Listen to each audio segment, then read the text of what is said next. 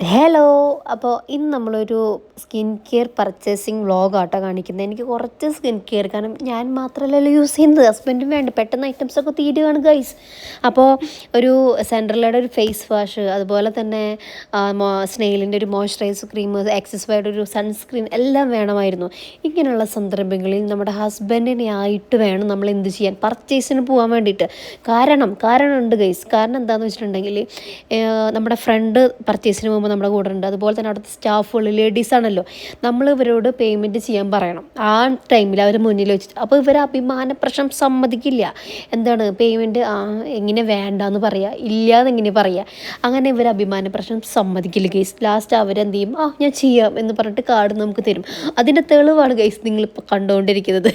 അങ്ങനെ പർച്ചേസിങ് കാര്യങ്ങളൊക്കെ കഴിഞ്ഞിട്ട് നമ്മുടെ കാലിക്കറ്റ് റെസ്റ്റോറൻറ്റ് നല്ലൊരു കോഫിയും പഴംപൊരിയും കഴിച്ചിട്ട് ഞങ്ങൾ സെറ്റായി അന്നത്തെ ദിവസം.